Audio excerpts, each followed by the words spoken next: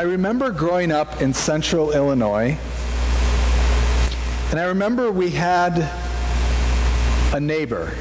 We had a bunch of neighbors. But I distinctly remember this one neighbor because he always had a 5 o'clock shadow that was several days old. Like 3 or 4 days old 5 o'clock shadow that's really scruffy. So he was kind of intimidating looking.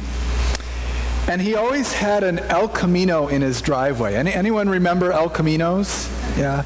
It's a cross between a car and a truck. And he always had an El Camino in his driveway, and it was always on blocks. He was always tinkering with this El Camino. And we never really knew him. Whenever we pulled into our driveway, if he was out, we'd wave at him. But that was about it. Until the spring of 1993. In the spring of 1993, there was a flood. Does anyone remember that flood in the spring of 1993? I see a few heads nodding. The place where we lived in central Illinois, we lived on a floodplain, which meant there was water everywhere during any small flood or large flood. Well, this happened to be a large flood. And so each house in the subdivision was sort of on its own island, and they were separated by water. And I remember that none of us could get out of the subdivision unless we were to wade through the water or walk across the water. I still can't do that. I don't know if anyone else can. So our neighbor got out an extension ladder, and he and my dad put together a makeshift bridge over the water from one house to the next. And it just so happened that below this extension ladder, this bridge was an actual waterway where the water was flowing really fast. It was about 3 or 4 feet deep. But we had this nice bridge that went across, and we got to know our neighbor, Gary. Gary was his name.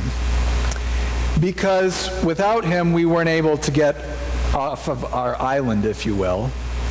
So we got to know Gary, and from then on, my parents would hang out with him and his wife. They'd get together. When we'd see him, we'd go over and talk to him. Really friendly guy, really nice guy.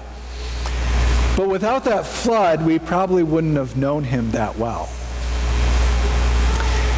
But one of the things that I remember is that there was this divide between us and Gary, almost this chasm between us and Gary for so long until a crisis hit and we were able to connect. In today's passage from Luke, we hear about another divide. We also heard the choir sing, by the way, awesome job. It's beautiful. We hear about this divide between a rich man and Lazarus, this huge chasm, where every day the rich man sees Lazarus and doesn't really help him. And then they both die. And one goes to this place called Hades or hell. The rich man does. And the poor man, Lazarus, goes to be with Abraham. And I think many of us want to think about this story almost as a threat about the afterlife, about heaven and hell. But the Greek is very clear. This isn't necessarily about the afterlife. This parable is about here and now. It's about what is happening in our world right now. Not to scare us, but to inspire us. And it forces us to consider some of the gaps or the divisions or the chasms in our own life. I think we can each name plenty of gaps or divisions in our own lives.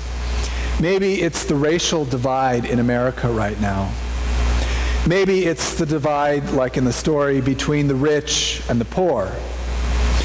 Maybe it's a political divide between Democrats and Republicans.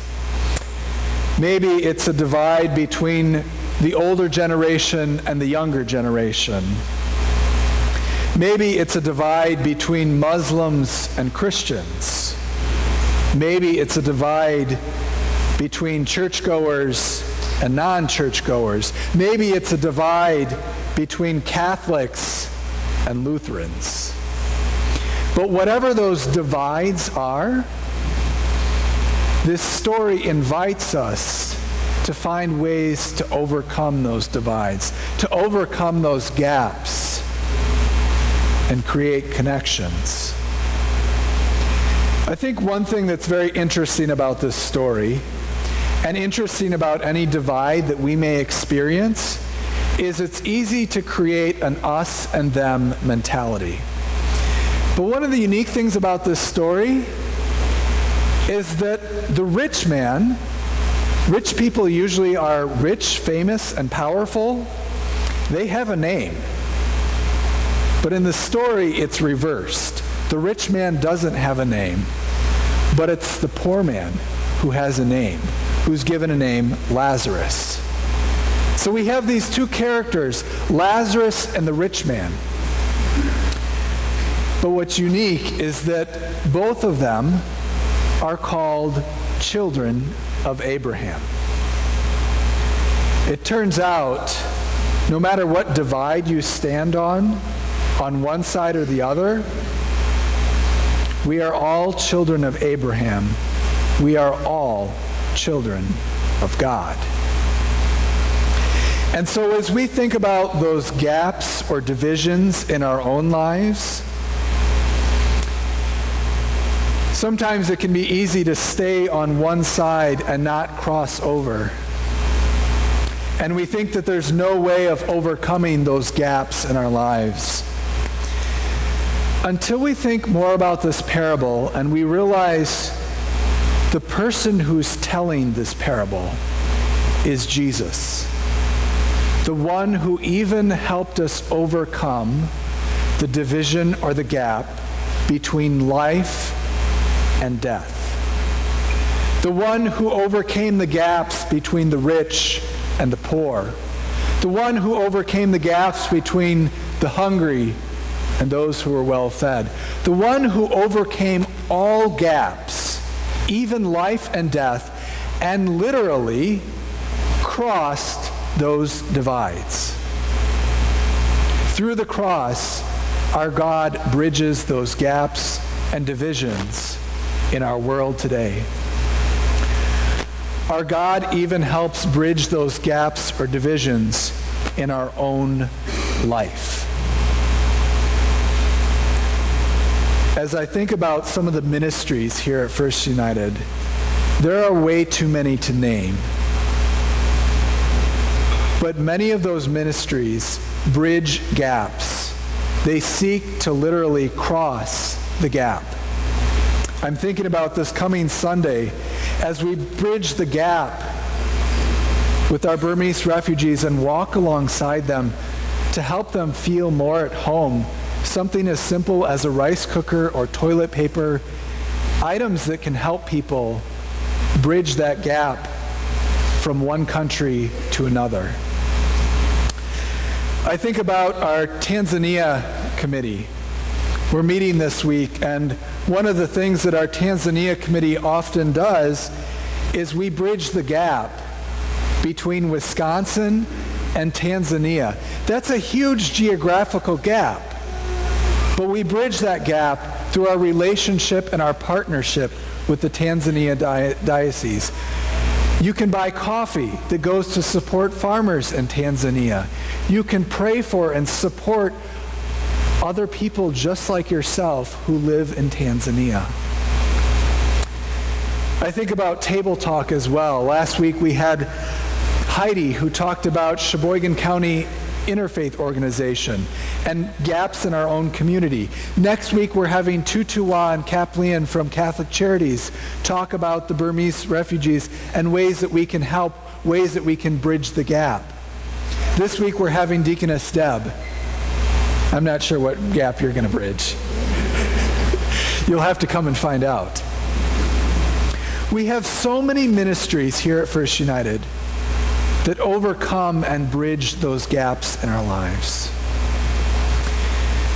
But my hope and prayer for each one of us is that whatever gap we may encounter, whatever division we may encounter, we may feel inspired by God and the cross to overcome that gap.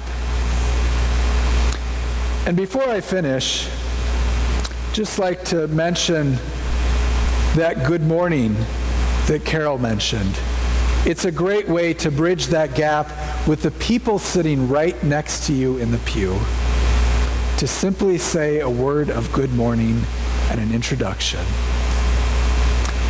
May we bridge the gaps that God is helping us to bridge. Amen.